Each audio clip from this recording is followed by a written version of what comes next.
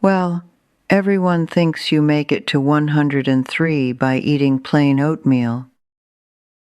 Or, doing water aerobics with the other old folks.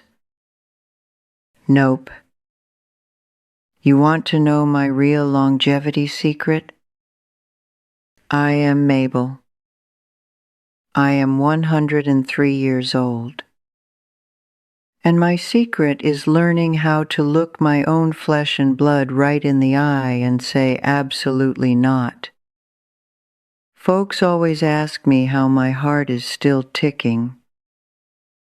It is ticking because I quit being a free babysitter. Let that sink in, sugar. Picture this. It is 4 p.m. on a Friday. You finally sit down in your favorite recliner. Your knees are screaming from the weather. You got your hot tea. You got your peace and quiet. Then the phone rings. It is your son. Hey Ma, Brenda and I really need a weekend away. Can we drop the toddlers off in an hour? They never really ask. They just expect it. They think retirement means your schedule is a blank slate.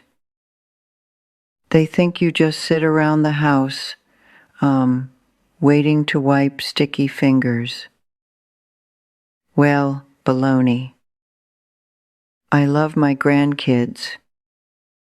I really do. But being a grandmother is a sweet privilege. It is not a grueling, unpaid, full-time job. We spent 40 long years raising our own kids. We paid our dues in blood and sweat. We scrubbed the floors. We packed the lunches. We survived the teenage years without going completely crazy. Now, society expects us to do it all over again. They slap a cute label on it. They call it being a hands-on grandma. I call it a raw deal. You let them dump the kids every weekend, and you will age 10 years in a single month. Your back will give out.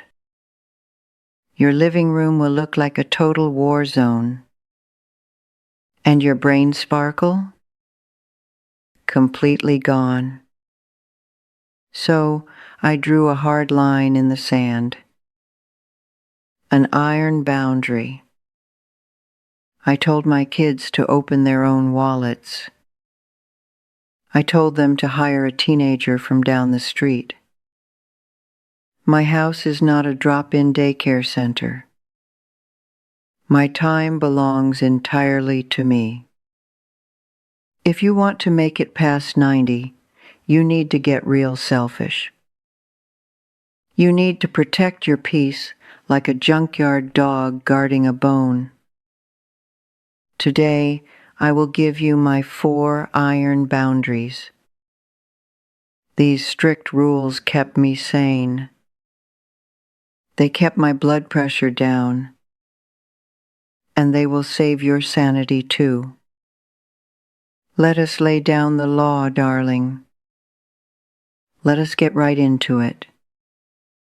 Rule number 1 is crushing what I call a default babysitter syndrome. Society expects older women to be a permanent safety net. The world thinks we are just dusty old relics. They think we sit by the window waiting to be useful to someone else. Well, that is a load of absolute garbage. My left knee predicts the rain better than the local weatherman. Half my teeth belong in a glass jar by the bathroom sink. I am physically incapable of chasing a screaming toddler around a glass coffee table. It is not safe for my brittle bones. It is not a magical bonding experience. Modern hustle culture tells our kids they need to do it all. Work a demanding 60-hour week. Raise perfect organic children. And they naturally expect grandma to fill in the gaps for free. You cannot sacrifice your hard-earned retirement to run their rat race.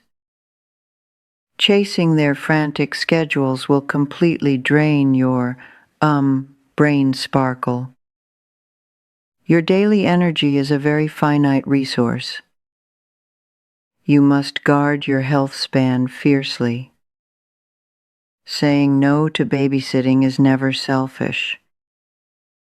It is basic, brutal self-preservation. The next time my son asks for a free weekend, I tell him the cold truth. I say, open your wallet, sonny boy. Hire a local teenager. Pay them a fair American wage. Let me enjoy my crossword puzzle in absolute, unbroken silence. Now, rule number 2 is just as crucial for your survival. You must master the strict art of withholding your wisdom. You see, babysitting is not always a physical task. Sometimes it is emotional babysitting. Your adult children will call you in a sheer panic. They want to complain about their lazy spouse. They want to whine about their noisy neighbors. They desperately want you to be their personal emotional dumping ground. Do not take the bait, sugar. When they start venting their daily drama, I use a specific psychological trick. I practice the, gray rock method. It is exactly what it sounds like. You become as boring and unbothered as a plain gray rock in the dirt. You give zero emotional reaction. You do not offer clever solutions. You absolutely do not give any unsolicited advice. If my daughter complains about her husband leaving dirty socks on the floor, I just say, well, that sounds real tough. And then I take a long sip of my hot tea. I let the awkward silence hang right there on the phone line. Giving advice just ropes you directly back into their chaotic drama. If your advice fails, they will absolutely blame you. If your advice works, they will take all the credit anyway. Either way, your blood pressure spikes for no good reason. We spent decades teaching them how to walk. We taught them how to use a spoon. Now they need to figure out how to be full-grown, capable adults. I have my own fantasy life to live right here in my cozy recliner. I refuse to let their daily chaos hijack my hard-won inner peace. Now, let us get into rule number 3. This one is all about claiming your, schedule sovereignty. Listen to me carefully, sugar. Never, ever let anyone know you are completely free. Back in the day, my kids would call and ask what I was up to on a random Tuesday. I used to tell the absolute truth. I used to say I was just sitting around doing nothing. Big mistake. Huge. That is basically an open invitation for them to hand you a heavy chore. They will ask you to run down to the crowded post office. They will ask you to sit at their house for 4 hours waiting for the darn cable guy. Absolutely not. My arthritis does not care about your cable guy. Nowadays, if my son calls and asks if I am busy, I lie straight through my expensive dentures. I tell him my schedule is absolutely packed tight. I tell him I am booked solid until next Thursday. What am I actually doing? Well, I am sitting in my favorite faded flannel pajamas. I am drinking a hot mug of weak chamomile tea. I am carefully coloring inside the lines of a giant adult coloring book. And that is a very important, highly critical appointment. It is an appointment with my own sanity. You cannot compromise your personal joy just to make someone else's hectic life a little more convenient. You worked 40 grueling years to earn this precious free time. Guard your daily calendar like a hungry junkyard dog. If you want to spend 3 solid hours watching the squirrels fight outside your window, that is your God-given right. That is a scheduled activity. Do not ever apologize for it. Finally, we reach rule number 4. It is 4 simple, ironclad words. My house, my rules. This is about fiercely protecting your spatial boundaries. After my dear husband passed away, I completely rearranged my entire living room. I bought a lovely, very impractical cream-colored rug. I put delicate glass figurines right on the low coffee table.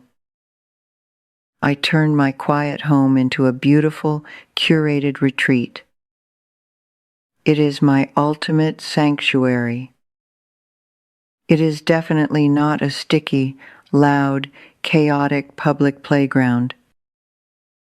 Sometimes my daughter brings the youngest grandkids over for a quick Sunday visit. That is perfectly fine. But sometimes they walk in acting like a wild pack of feral wolves. They start throwing my good couch cushions on the hardwood floor. They drop half-eaten graham crackers all over my nice, clean rug. I stop that nonsense right in its tracks. I look them dead in the eye. I use my sternest, coldest voice. I say, this is Grandma's house, not a circus. We do not throw things in Grandma's house. If you want to act like wild animals, you can go play in the muddy dirt outside. You see, tripping over a rogue plastic toy at my age is a straight-up death sentence. A shattered hip is definitely not on my bucket list. Your home reflects your inner peace of mind. If you let your kids turn your quiet sanctuary into a messy battlefield, you will feel anxious all day long. You will be constantly bending over to clean up their careless messes. You will throw your bad back out for an entire week. It is just not worth the physical agony. Set that iron boundary right at the front door. They can respect your delicate space, or they can turn right back around and drive home. Your physical safety and your daily comfort must always come first. End of story. Listen to me carefully, darling. The absolute greatest gift you can ever leave your children is not your unpaid labor. It is not a spotless house or a full bank account. It is your own fierce independence. It is your own unapologetic happiness. When you protect your boundaries, you teach them how to protect theirs. You show them that life does not end at 60, or 80, or even 100. You are a full, vibrant human being until your very last breath. So here is what I want you to do today. Do not click on another video right now. Do not worry about liking or subscribing to anything on the internet. I just want you to turn off this little screen. Make yourself a fresh, hot cup of tea. Sit by your favorite window. Watch the birds in the yard. Just breathe in the glorious, unbroken silence. Forgive someone quickly today, even if that someone is just yourself. Enjoy the quiet, hard-earned peace of your own home. We took back our precious time today, sugar. We reclaimed our daily schedule. But tomorrow is a brand new battle. In my next video, I am going to show you exactly how to protect your beautiful home. We are going to talk about the cruel, brutal trap of downsizing. The world will tell you it is practical. I will tell you why it is a total scam. You will not want to miss that one. Stay sharp, my darlings. Keep that brain sparkle shining bright.